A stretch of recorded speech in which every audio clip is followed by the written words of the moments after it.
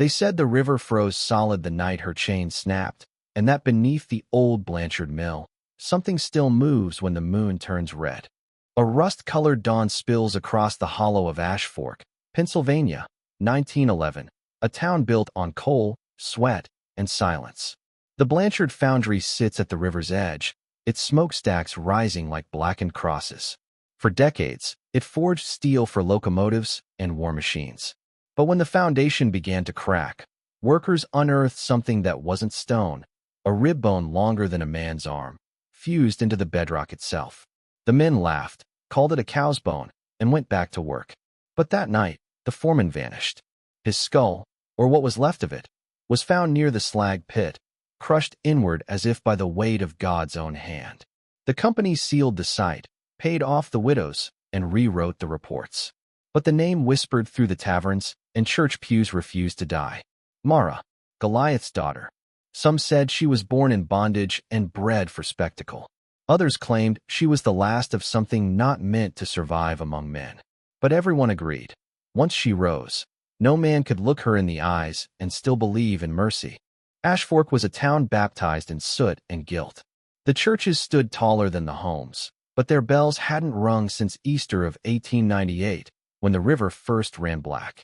Behind the pulpit of St. Hiram's Church, the priest kept a locked cabinet, an archive of sermons never delivered, letters never mailed, and one bound volume wrapped in burlap, the Gospel of the Giants. It wasn't written by any preacher. The ink was rust-red, the pages coarse, the script uneven, as though written by a hand too large for a quill. Inside were only fragments. She was born of no father, only thunder. She broke the cradle with her breath. Her blood remembers the flood. The locals said it was copied from a diary of a plantation doctor, a man who once treated a massive Negro infant born to a woman in chains. The child, it was said, grew to 6 feet by the age of 12, and by 17, she could lift a plow horse off the ground. The doctor disappeared after the war.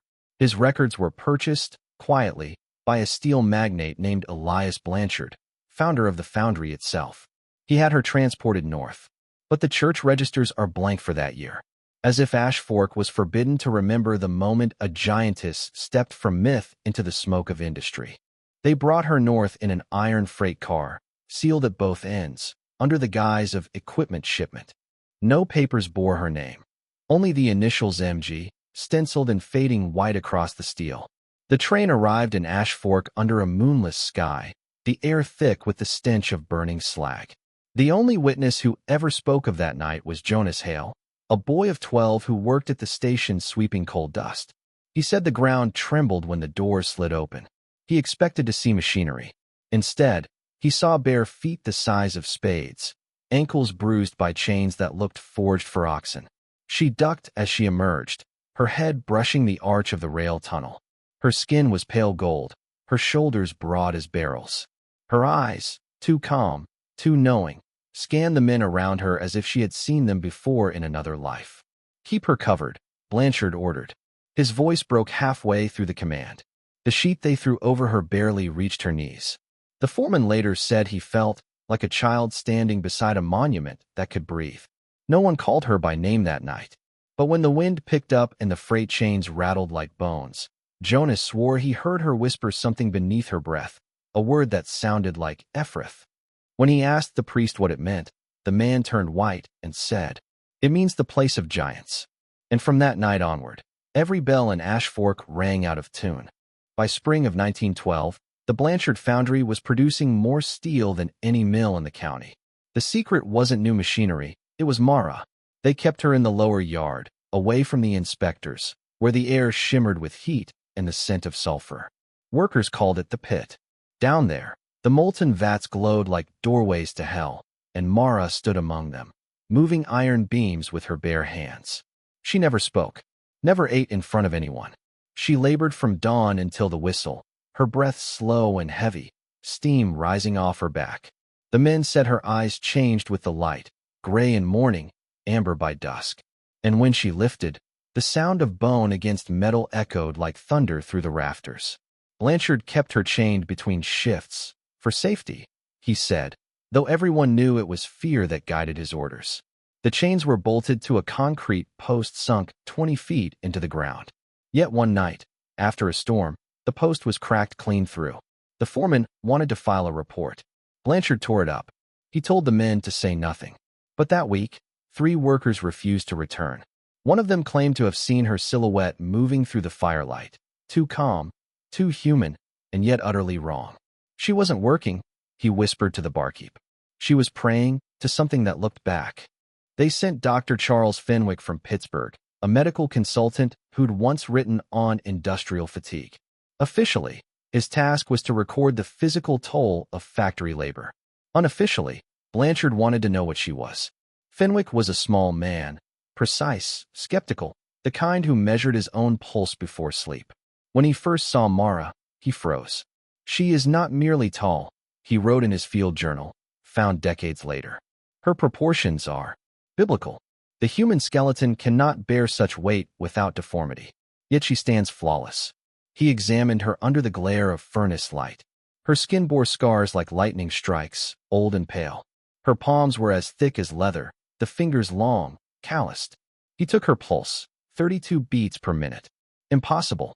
When he shone a lamp into her eyes, her pupils narrowed to slits, then widened again, reflecting the flame like polished ore. She said nothing throughout the examination, but when he turned to write his notes, she murmured one word in a language he didn't recognize. The phonetics, Anakim. He asked what it meant. She looked at him for a long moment and smiled. Children of the fallen, she said. That night, Fenwick burned every note he'd taken. But one scrap survived, the part he tore away before the fire reached his hands. It read, "If she is what I think she is, she should not exist. The blood remembers something older than man." A week later, Fenwick left Ashfork. His body was found 3 days after that, floating face down in the river, his skull caved in. After Dr. Fenwick's death, Ashfork changed. The smoke hung lower. The bells of St. Hiram's church rang off-key, as though the metal itself had soured. It started with the choir children. During Sunday practice, they refused to sing the hymn, "O Sons of Heaven." When the organist pressed the keys, the pipes emitted only a low, trembling hum, a tone that vibrated through the pews like something alive. The children began covering their ears, sobbing that the woman in the pit was humming the same song below the floorboards. The priest, Father Caldwell, called it hysteria, but one evening he followed the sound himself. It led him down to the crypt. There, between the tombs of old parish founders, the stone was damp, as though the river beneath the mill had breached the foundations. Caldwell knelt to pray. The air tasted of iron and ash. And then he heard it, a deep, rhythmic breath rising from below the earth, slow, measured, matching the beat of the church's own organ. He fled before dawn, sealing the crypt with mortar. The next Sunday, no child appeared for choir. Their parents found them feverish, whispering in their sleep, drawing a tall, faceless figure with golden skin and hands that stretched to the heavens. Caldwell's final sermon, delivered to an empty chapel, ended with words no one would forget. "We tried to bury the old gods in our factories, but they have learned to breathe our smoke." By midsummer, 1912, the ground beneath the Blanchard Foundry began to sweat. Workers first blamed the rain, said the river was rising through the cracks. But the water that seeped through the floor wasn't clear. It was black, thick, metallic, like oil mixed with blood. They called it the flood beneath the furnace. When the foreman ordered a dig to redirect the flow, the men found something no one could explain. Stonework. Perfectly cut slabs buried 30 feet deep, forming what looked like an altar. Each stone was etched with markings the priest couldn't decipher, spirals, intersecting lines, and the crude outline of a hand with 6 fingers. That night, Mara stopped working. She stood motionless by the vat, staring toward the excavation pit as if she could see through the molten glow. When Blanchard shouted at her, she turned her head, slow, deliberate, and said, "You've broken the seal." The men laughed nervously, but when they lowered the lantern into the pit, the flame went out. The air below was too heavy, too ancient. By morning, one of the diggers was gone. His shovel was found embedded upright in the mud, and beside it, a footprint, enormous, pressed deep into the stone. Blanchard filled the pit with slag by noon, claiming it was a sinkhole. But every man who had touched that stone complained afterward of the same dream. a woman made of ash and gold, rising from a river of iron, whispering through their teeth. The blood remembers. And for the first time, Mara smiled.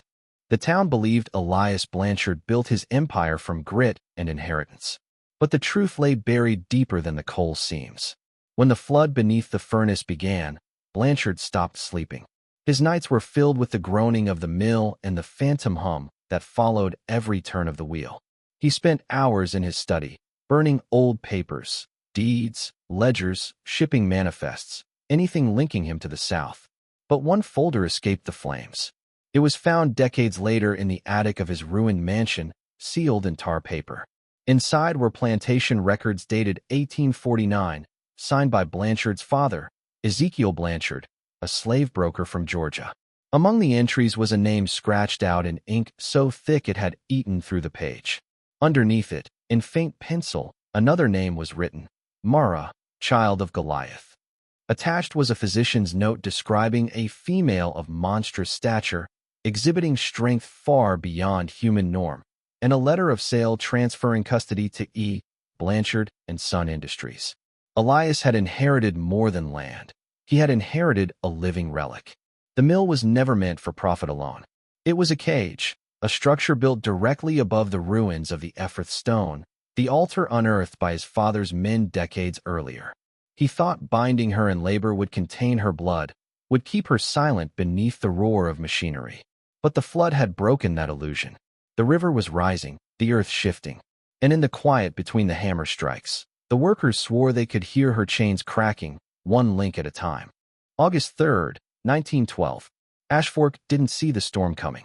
There were no clouds, no thunder, only a heavy, unnatural pressure that made the air taste like iron filings. At dusk, the Blanchard River began to swell, not from rain, but from below. The current reversed, dragging dead fish upstream. The townspeople gathered at the bridge, watching the water churn with a sound like breathing. Inside the foundry, the night shift had just begun. The furnaces roared. The floor trembled. Men shouted over the din, but the noise that followed silenced them all, a low, guttural moan, deep enough to rattle the bolts from the rafters. Mara was no longer at her post. Her chains lay coiled and empty. The pit she had stood in for months now gaped wider, the metal glowing faintly red from the heat below. The foreman grabbed a lantern, looked down, and saw the water rising from beneath the stone slabs, bringing with it bubbles of black tar and streaks of blood. The first man to run was found later in the coal yard, his face gray with terror, eyes open as if frozen mid-scream. Outside, the river broke its banks. Water surged into the lower town, carrying cinders and scraps of twisted steel. Those who survived swore they saw a figure walking through the flood, slow and upright, every step sending ripples across the current. No one dared speak her name that night. But in the silence that followed, someone carved 3 words into the foundry gate, still visible under the rust today. The giant is awake. When the river swallowed the mill, Ashfork died overnight. Families packed what they could, Bibles, photographs, bread wrapped in cloth, and fled toward the rail lines before dawn. The air smelled of sulfur and wet metal. The water hissed where it touched the still-burning furnaces. By morning, the town was a skeleton. Houses leaned into the current. The church bell hung cracked and silent. Only the foundry remained upright, half submerged, its smokestacks jutting from the flood like gravestones. The state surveyors arrived a week later, sent from Harrisburg to assess industrial damage. But they found no bodies. Not one. The mill workers' bunks were untouched, meals still on tables, as if time had been cut away in a single breath. They descended into the drained pit behind the foundry. What they saw made one man resign on the spot. Beneath the slag and mud lay a circular pattern of stone, 30 feet wide, arranged with mathematical precision. Each slab bore carvings identical to those in Ezekiel Blanchard's plantation records, spirals, hands, and a single repeating word in dead Hebrew script, Rephaim. In the pit's center was a perfectly round cavity, as if something enormous had once rested there. The stones were slick, pulsing faintly with heat. The surveyors recorded measurements. They took photographs. Every single one came out blank. Only one note survived in the official report. The sound never stops. Even when you leave the valley, you hear it in your blood. By winter, Ashfork was declared condemned. The government flooded the site, calling it a reservoir project. But locals who wandered too close to the new lake swore they saw ripples moving against the wind, and on quiet nights, a shadow standing waist-deep in the water, gazing toward the shore, waiting. By 1915, Ashfork Reservoir was officially complete, a placid sheet of gray water stretching over the ruins of the old foundry. The government called it a reclamation success, but the locals, those who had fled and returned, called it something else. They called it the lake that hums. On still evenings, a sound rose from its depths, not quite mechanical, not quite human. A low vibration that seemed to crawl through the ground and into the bones of anyone standing nearby. The older folk said it was the mill's machinery, still running beneath the water. But those who listened too long began to change. Fishermen reported hearing voices through their reels.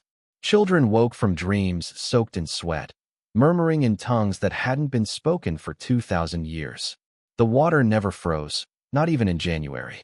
And every year, on the anniversary of the flood, the lake turned slightly red at dawn, as if bleeding from beneath. A local pastor, Reverend Whitlow, declared it holy punishment.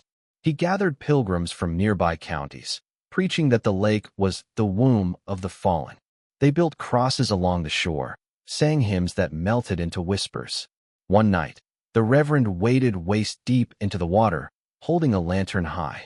His followers said he cried out, "She is not dead. She is waiting for her hour." Then the lantern went dark. His hat floated back to shore. Nothing else did. Weeks later, divers found the outline of a massive footprint preserved in the silt, 12 feet long, each toe perfectly formed. The report was sealed. The divers left the state. And the humming continued, steady, patient, like the heartbeat of something dreaming below the surface. The first child was born in the spring of 1917, a girl named Clara Miles, daughter of a miner's widow who had resettled near Ashfork's drowned edge. The midwife said the birth was smooth, but when she lifted the infant, her face turned pale. The baby was silent, not crying, not blinking, just staring with eyes the color of molten brass. By the time Clara turned 5, she could lift a barrel of water that 2 grown men struggled to carry. Her bones healed within days when she fell. Her mother forbade her to play near the reservoir, but Clara often wandered there at night, barefoot, whispering to the ripples as if answering a voice only she could hear. She wasn't alone. Other children in the settlement began to show strange gifts, unnatural growth spurts, changes in skin tone, strength that frightened their parents. One boy, aged 6, snapped a doorframe with his hand when startled. Another was found kneeling by the lake's edge, murmuring the same word Mara once spoke, Anakim. Doctors blamed contaminated water. The government fenced off the reservoir, calling it unsafe due to chemical leaching. But the townsfolk knew the truth whispered through their bloodlines. These were the children of the lake, descendants, perhaps, of something that should have stayed buried. At night, mothers heard their children humming in unison. A deep, low tone, the same vibration that rose from the water. It rattled picture frames and loosened nails. One mother wrote in her diary before vanishing with her son, "They say she drowned, but I don't believe it. The lake doesn't drown its own. It calls them home." When the wind passed over the water that night, the humming stopped, replaced by what sounded unmistakably like a woman's breath. Summer, 1923. A drought gripped Pennsylvania. The waters of Ashfork Reservoir receded for the first time in a decade, revealing the tops of half-buried smokestacks and the skeletal beams of the old foundry beneath the haze. 3 boys ventured down into the mud to collect scrap. What they found instead was a bone, pale, enormous, and clean, as if untouched by decay. It was smooth as marble, twice the length of a man's femur, and strangely warm to the touch. When the sheriff arrived, he ordered it hauled away to Allegheny University, where Professor Andrew Kellier, an expert in paleobiology, took one look and knew it wasn't from any animal known to science. The cellular structure was human. The density was not. His journal, later recovered, noted, "The growth rings suggest the bone belonged to a woman over 7 feet tall. But there are traces, not of age, of heat, as though the tissue had once been forged." 2 days after examining the bone, Kellier vanished. His assistant reported hearing a noise in the lab before dawn, a sound like metal bending under strain, and when she entered, the specimen box was split clean in half. That same week, the lake began to hum again, louder than before. The sound carried through 20 miles of forest, causing dishes to rattle in farmhouses and glass to shatter in the chapel at Dry Creek. Locals took it as a warning. They said the lake wanted its bone back. At sunset, the sheriff who had authorized its removal was found dead by his front door, his skull crushed inward, the mark unmistakable. The papers called it an accident, but every man in town knew what it meant. The giantess was stirring. By autumn of 1923, the Ashfork hum became impossible to ignore. It started as a distant vibration beneath the ground, but soon it shook dishes from cupboards and cracked windows in farmhouses 20 miles away. Cattle refused to drink from the streams that fed the reservoir. Birds avoided the valley altogether. Those who stayed began to hear the sound differently, not as a hum, but as a voice. At first, faint words buried in static. Then, full phrases. One farmer claimed it spoke to him in dreams. The blood remembers. The chain breaks. Within weeks, most families had fled. Houses stood hollow, rocking in the constant tremor. Only a few remained. Miners, drifters, the desperate. Then came the men in the black trucks. They arrived unannounced, wearing government insignia no one recognized. They sealed the valley and posted guards. The newspapers were told the project was a geological stabilization survey. Locals whispered another word: excavation. Under the command of Captain Ray, a team of divers descended into the reservoir with new steel helmets and electric lamps. The first descent lasted 12 minutes. They surfaced trembling, refusing to speak. The second team never returned. The only recording that survived captured fragments of their final transmission. Depth, 34 feet. Seeing structures, arches, stairs, not man-made. Weight, movement. Then static. Then the hum, louder than ever, pulsing through the transmitter until the reel split apart. 3 days later, the valley shook like thunder. Witnesses from neighboring counties saw a column of water rise straight from the reservoir, black and glittering, before collapsing into silence. When rescue crews entered the site, they found the trucks abandoned, equipment melted, and the entire lake drained away overnight, leaving behind a hollow basin and one set of footprints leading east. Each print was the size of a child's cradle. The morning after the lake vanished, a black trail cut across Pennsylvania's forests, visible even from the hills, a path of scorched soil and fallen trees winding eastward toward the mountains. Locals called it the Path of Ash. No one dared follow it at first. The earth along the trail was warm, smoking faintly as though lightning had kissed it. But within days, reports began to surface. Barns collapsing, livestock crushed without a mark, the ground trembling at night. In the small mining town of Hollows Bend, the first body was found. The victim, a night watchman, was discovered on the church steps, skull crushed flat, ribs broken inward. Witnesses swore the bell had tolled 3 times just before dawn, though the rope had long since rotted away. Sheriff Mullen followed the trail west of town. He described it in his report before he disappeared. The footprints are wide, deliberate, as though a giant walks without hurry. There is no drag, no stagger, only purpose. Along the path, he found small tokens: a child's toy half melted, a prayer book soaked in soot, and once, embedded in a tree trunk, a human tooth the size of a coin. Everywhere she passed, the air tasted metallic, and the birds went silent. Towns began to evacuate again, trains overfilled with refugees clutching rosaries and family portraits. The newspapers called it the industrial curse. The church called it retribution. But an old woman in Hollows Bend said it best. It's not vengeance she brings. It's memory. She's walking the road they made her forget. And when the wind carried her words east, some swore they heard a second voice behind it. Deeper, heavier, like the echo of something following her from beneath the earth. It was the summer of 1924 when preacher Eli Varnum, a wandering evangelist with a wagon full of crosses and Bibles, took the wrong road out of Harrisburg.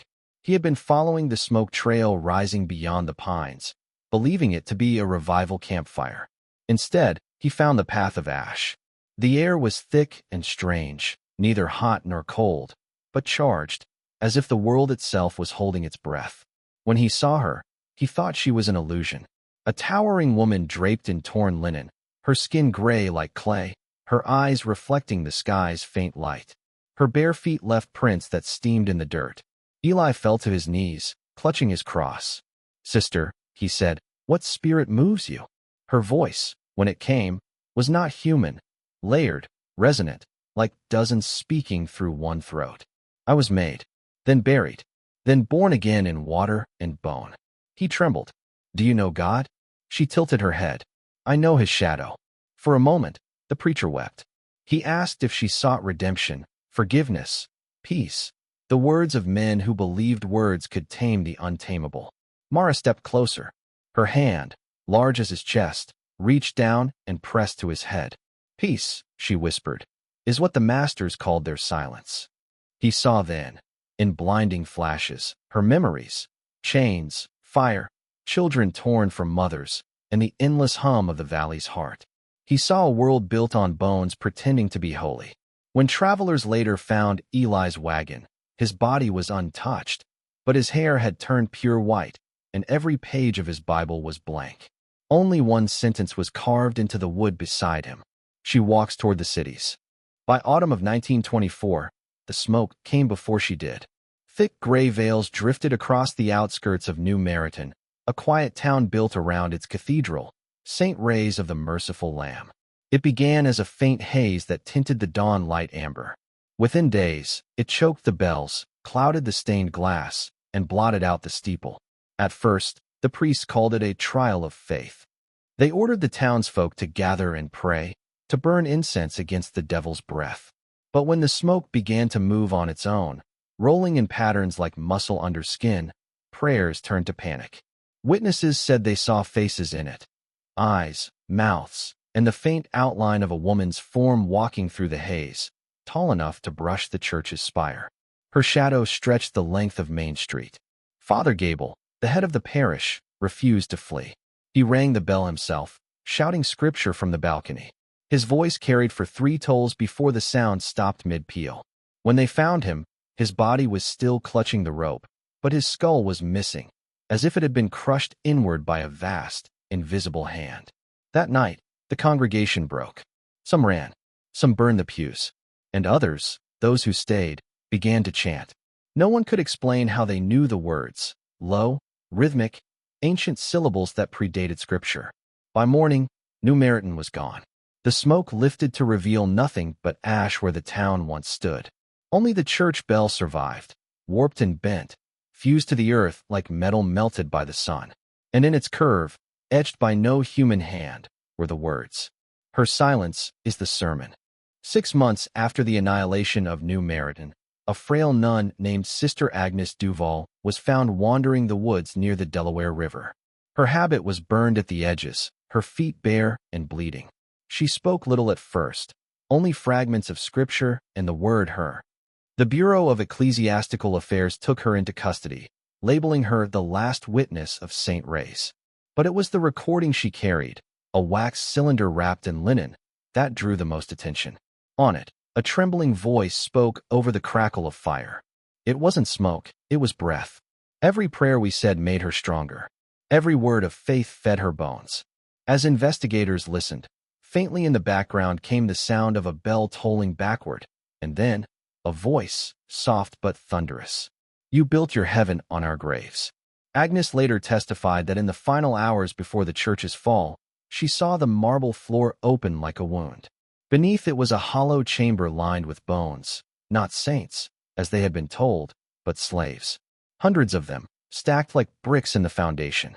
When the giant woman's shadow entered, the statues cracked, the crucifix split, and every candle went out at once.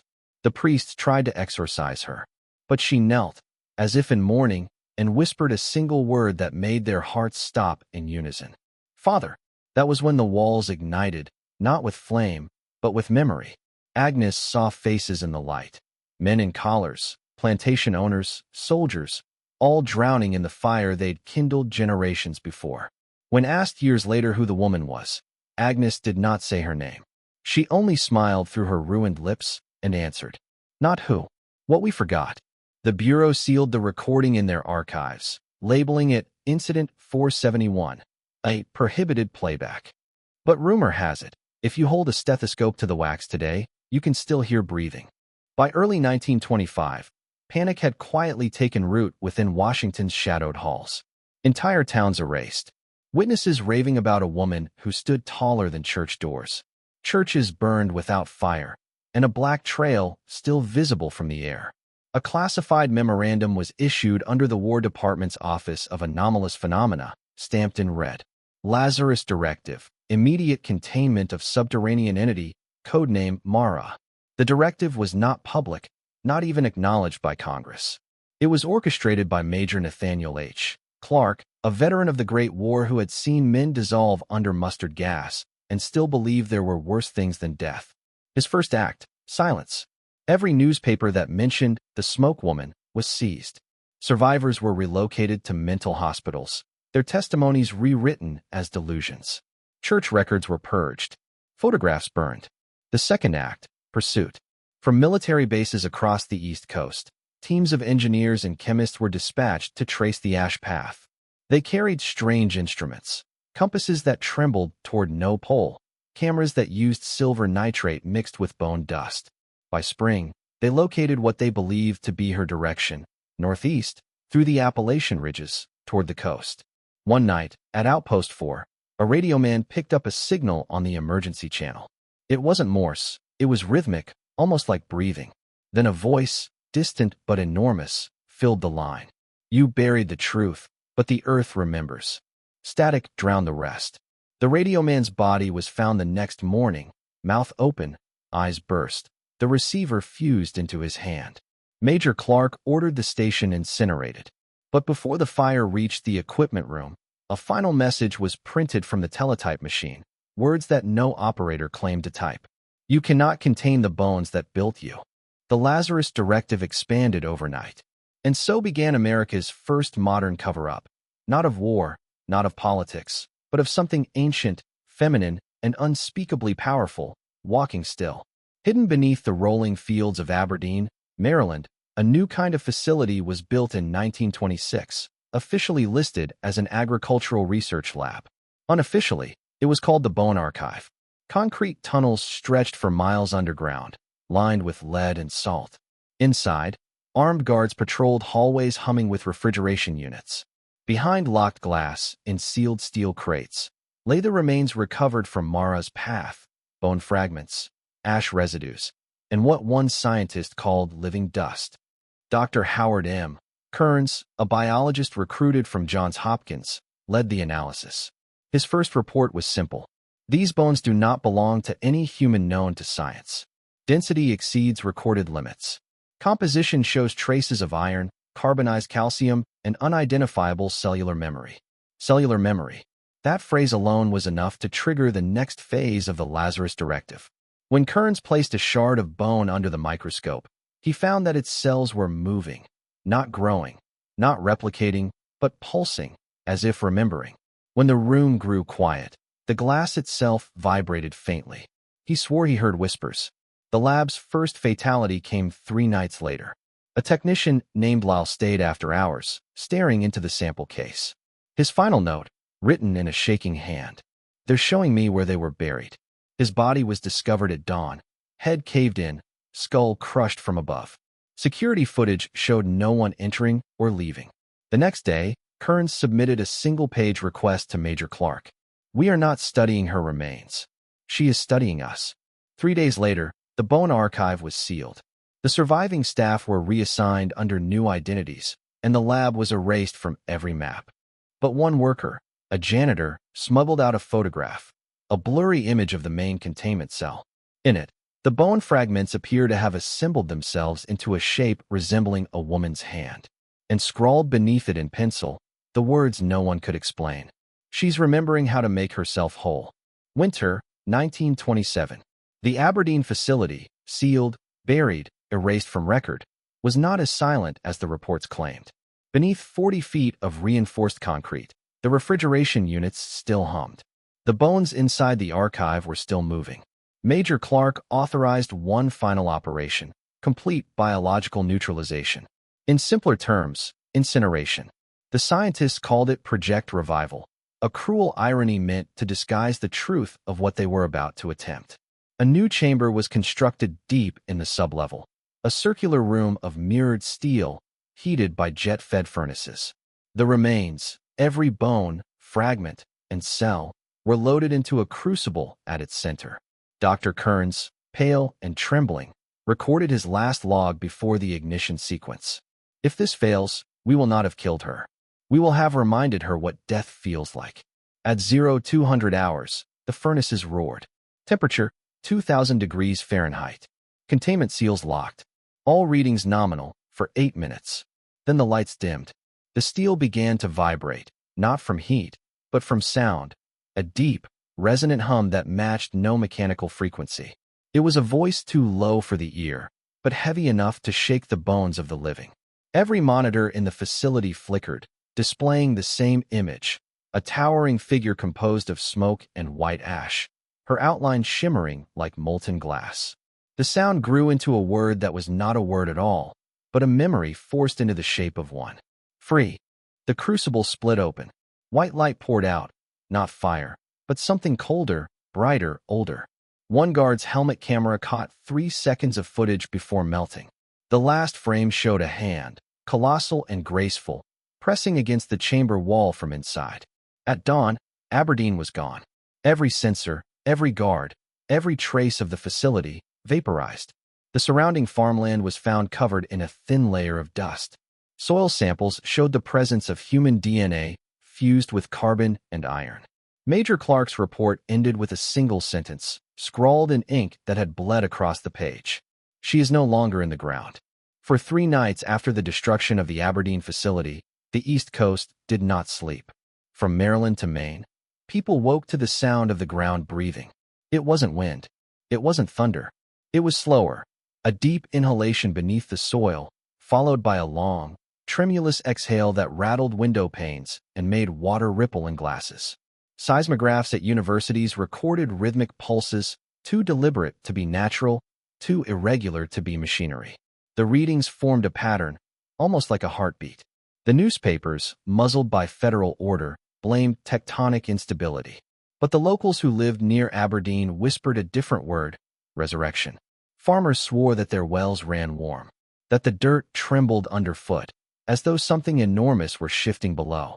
In Philadelphia, entire flocks of birds were found dead, their necks bent backward, feathers dusted in gray powder that left burn marks on skin.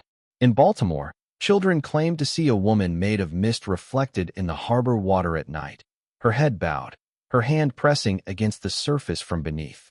On the 4th night, an unmarked train carrying soldiers derailed near Havre de Grace. Every man aboard was found dead, skulls crushed, eyes open, as though they had witnessed something beyond the veil of reason. The cargo manifest listed only one item: archive residue, Class 4, Aberdeen.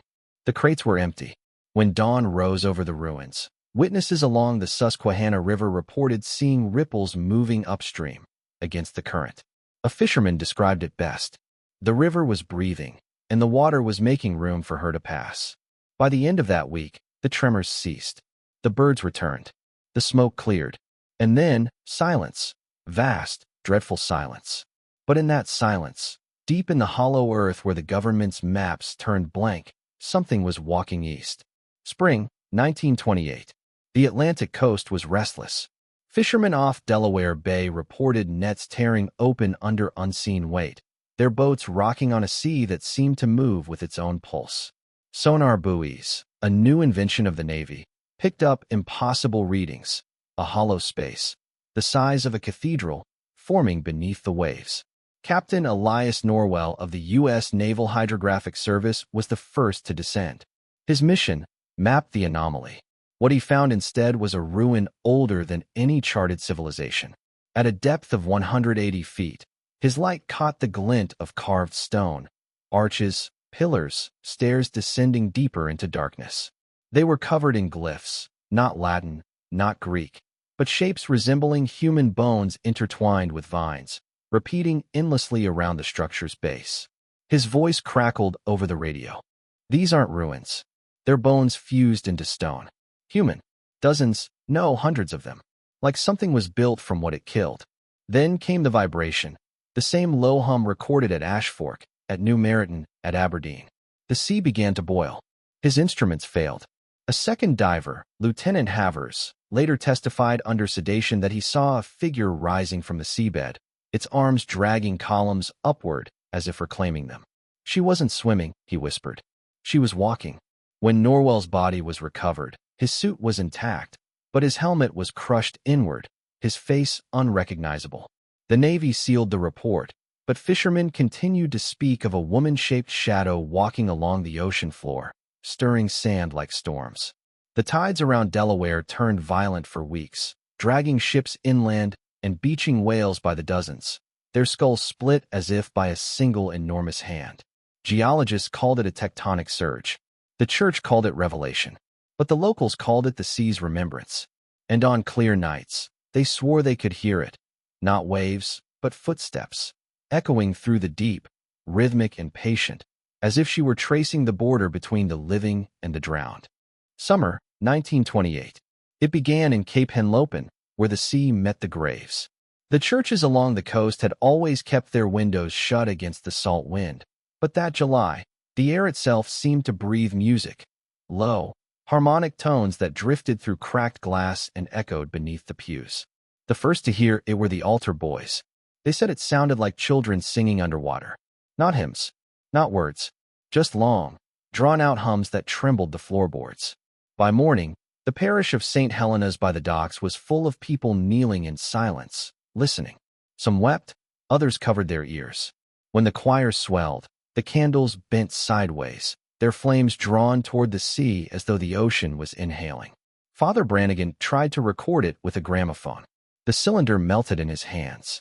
He fled to the belfry and watched in horror as the tide receded nearly a mile out, leaving behind wet sand etched with hundreds of footprints, each one the size of a child's hand. By dusk, the singing turned to screaming. Not human screaming, but something that shook the organs inside the chest. The bell tower cracked. The cross fell. And from the ocean's horizon, witnesses swore they saw a white mist rising, shaped like a woman's figure holding something in her arms. When the storm hit that night, lightning struck the church 3 times. At dawn, it was gone. Only the foundation remained, washed clean, as if it had never been built. The survivors spoke of the song they couldn't forget. Some said it wasn't a warning, it was a calling, a mother's voice summoning what was lost beneath the waves. And those who listened too long began to hum the same melody in their sleep, a tune that spoke of chains, water, and a return long overdue. Autumn, 1928. The Atlantic went silent. No waves, no gulls, no wind. For 3 full days, the ocean off Delaware Bay stood motionless, a black, glistening mirror stretching to the horizon. Fishermen refused to leave port. Sailors knelt on the docks, whispering prayers to gods older than Christ. The air was heavy, metallic, as if the sea itself were holding its breath. Then, on the 4th night, the tide began to retreat, not slowly, but all at once. Witnesses described it like the sea was being sucked backward, drawn toward something deep and unseen. Miles of seabed appeared, glistening in the moonlight. Fish gasped in the mud. Ships capsized on dry sand. At the center of the exposed ocean floor stood a figure, enormous, human-shaped, shimmering like bone beneath flesh made of ash and mist. Each step she took sent a tremor rolling through the coastline, cracking piers, toppling lighthouses, splintering the very foundations of the colonial ports that once trafficked slaves. People fled inland, screaming. Churches rang their bells until the towers broke. The governor declared martial law, but the soldiers sent to the coast never returned. When dawn came, the water rushed back, not as tide, but as vengeance. It crashed over the shorelines, swallowing entire towns in seconds. The newspapers would later call it the hollow tide disaster. But those who survived said it was not water that drowned them, it was memory. They described seeing faces in the flood, the drowned, the enslaved, the forgotten, rising and falling in the currents, their eyes open, their mouths whispering one word as the ocean consumed them. Remember. And above it all, through the smoke and ruin, they saw her, Mara, standing at the edge of the new-formed bay, taller than the drowned cathedrals behind her. She carried no weapon. She spoke no curse. She simply raised her hand to the sky, and every bell for 50 miles rang on its own. Then she walked inland, toward the cities. Winter, 1928. She moved inland. Slowly, purposefully, through the factories of Pennsylvania and New Jersey, where chimneys once coughed black into the sky, now silent, now afraid. The men who worked the furnaces said their machines began to tremble, their gears seizing, their hammers stalling mid-strike. Entire mills shut down without reason, steam engines collapsing as if their hearts had lost the will to move. The newspapers blamed power shortages. The workers knew better. They said the iron could hear her coming. In Camden, an engineer named Walter Briggs was the first to see her. The night was cold, the sky red with smog. He heard a sound like a choir trapped in a furnace. And then, through the haze, she emerged, a woman taller than the smokestacks, her skin the color of molten steel cooling in the dark. Her eyes glowed faintly, reflecting the furnace's dying light. When she passed, every bolt in the factory walls ripped itself free. The building collapsed behind her without touching her body. She did not look back. Those who survived said she left no footprints, only hollows in the earth, as though the soil itself sank beneath her weight out of reverence or fear. The ground steamed where she stepped, not with heat, but with memory. By dawn, the entire industrial district was gone. Machinery lay twisted and silent, metal warped into shapes that looked almost human. Faces of the enslaved pressed into the steel beams, eyes and mouths open in a frozen scream. Government trains were dispatched to contain the area, but none made it through. The rails had melted overnight, forming long, curving patterns that spelled a single word across 20 miles of scorched ground. Remade. And then she was gone again, moving north, through snow and smoke, her shadow stretching over towns that refused to speak her name. By early 1929, panic turned to pilgrimage. As towns fell silent behind her, thousands fled not away from Mara, but toward the churches, believing the walls of God could still hold. In Scranton, survivors gathered in the Basilica of St. Elora, clutching rosaries, chanting hymns older than their language. They sang until their throats bled, believing that the sound of faith could drown the hum of her approach. But faith, under her shadow, was not salvation. It was fuel. When she came, the air thickened. Candles bent toward her as if yearning. The choir's song faltered. Then, the stained glass began to weep blood. The priest, Father Rourke, shouted for his flock to kneel. But when he raised the crucifix, its silver surface turned black, dripping molten metal down his hands. He did not scream. He simply stared upward, whispering, "She's not destroying the holy. She's remembering what it was built on." Those words became his last. The roof folded inward, silently, as though the heavens themselves had grown heavy. When it settled, there was no sound but wind through ashes, and a faint melody, echoing through the nave, the same tune the children had sung beneath the sea. Reports spread of similar scenes across the Northeast. Churches imploding, bells ringing without ropes, statues shattering to dust. In every ruin, one thing remained untouched: the altars. And on each altar, carved into stone that no fire could blacken, appeared the same words, in dozens of languages, some dead for centuries. "Your saints were my chains." That night, the Vatican issued a global silence decree. All discussion of the giant woman was forbidden under penalty of excommunication. But excommunication meant nothing to the broken faithful. They had seen her, and in her presence, they finally understood. Divinity had never left the earth. It had simply risen to reclaim its own body. In early spring of 1930, the church and the state met in secret under the shattered rotunda of the old Washington Cathedral. The city was a ghost, marble monuments blackened, streets silent except for the hum that lingered beneath every flagpole. They called the meeting the Concordat of Iron. Representatives from the Vatican, the U.S. War Department, and a handful of physicists from the Edison Research Bureau gathered beneath the fractured dome, where sunlight bled through cracks like veins of gold. On the altar lay what they called the relic, a shard of metal retrieved from Ashfork Foundry, believed to be part of the chain that once held Mara. Under a microscope, the metal appeared alive, pulsing faintly, its surface etched with fractal inscriptions that defied translation. Father Harland, head of the Concordat, spoke plainly. She was made by our fathers to bear their sins. Now we must make something to bear hers. From that declaration came Project Gospel, a plan to forge a counterweight to Mara's existence. Scientists proposed a containment engine, powered by alternating current and inscribed with sacred geometry, the fusion of physics and theology. They believed it could bind her essence, not destroy her. The weapon's design resembled an inverted cathedral, an enormous cruciform coil meant to hum at the same resonance as Mara's voice. But to power it, they needed fuel, something equal to her rage. They found it buried in Ashfork's ruins, the charred bones of her master, still warm to the touch after a century. When the metal shard was pressed against them, it began to sing. And for the first time in living memory, the hum in the air stopped. For 12 hours, the world held its breath. Then, across the continent, Mara screamed, a sound like all the iron in the earth crying out. They called it the quiet before the hymn. On August 3, 1930, every bell in America tolled once, uncommanded, then fell silent. Radios went dead. Clocks stopped mid-tick. Across 13 states, people felt the same tremor under their feet, like a pulse running through the bones of the earth itself. At 3:17 a.m., the iron gospel was activated. A cathedral-sized coil buried beneath the ruins of Ashfork roared to life. Its walls glowed with script that no human hand had carved. The engineers whispered prayers they didn't believe in.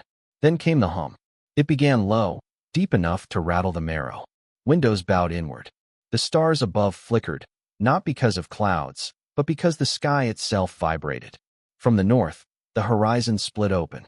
Something vast moved through the mist, slow as sunrise, bright as molten iron. Mara. Her skin shimmered with 1,000 symbols, each one the mark of a sin once placed upon her. Her eyes were pale, reflecting everything and forgiving nothing. She didn't attack. She simply walked, dragging chains that had turned to rivers of light. When she reached Ashfork, she looked upon the iron gospel, the machine meant to cage her again, and smiled. "You made this," she said, though no lips moved. "Then let it sing." And she placed her hand upon the coil. Every bulb, every circuit, every human heart within 10 miles began to hum in the same frequency. The metal turned red, then white. Witnesses said the earth itself began to rise, as though the soil were breathing. In her final act, Mara pressed her forehead to the machine, whispering a word that none could record, a word that unmade the gospel, the town, and every structure built upon chains. When the light cleared, there was only silence. No sound, no ash, no bodies, just a crater of glass, glowing faintly like a cathedral of dawn. And beneath it, somewhere deep, the steady rhythm of a heartbeat. 20 years after the hum, Ashfork was a legend, a wound on every map, a place people spoke of in whispers but never visited. The government fenced it off, calling it a radiation test site. But the old folks knew better. In November 1950, a journalist named Elias Varn ignored the warnings and made his way to what remained. He had been a child in nearby Dunning when the sky burned red that night. The sound had never left his ears, a faint vibration he still heard in quiet rooms, like a memory the world refused to bury. The desert swallowed his car 5 miles from the site. He walked the rest of the way. There was no town, no rubble, only glass, miles of it, rippling like frozen water. The air was unnaturally still, and his compass spun without pause. At the crater's center, Elias found a single shape, a figure of fused iron and ash, kneeling, hands pressed to the ground as if in prayer. The face was smooth, expressionless, and yet, something in its poise felt alive. He set his hand against the iron. The hum returned, faint, rhythmic, unmistakable. A heartbeat. Then, faintly beneath the vibration, he heard something else. A voice. It was not Mara's. It was thousands of them, men, women, children, speaking as one. We remember. We rise. We forgive. The glass beneath Elias's feet cracked like ice. Warm light poured upward, not blinding, but soft, almost merciful. He fell to his knees, tears blurring the horizon. In his final recording, found weeks later by a search team, Elias's voice trembled but did not break. Ashfork isn't gone. It's becoming. The earth has a memory, and it's learning to speak again. The tape ends with a hum. Low, steady, endless, the same tone that once shook the nation. And in the final second, before the audio cuts, a faint whisper brushes the microphone. The daughter of Goliath still breathes.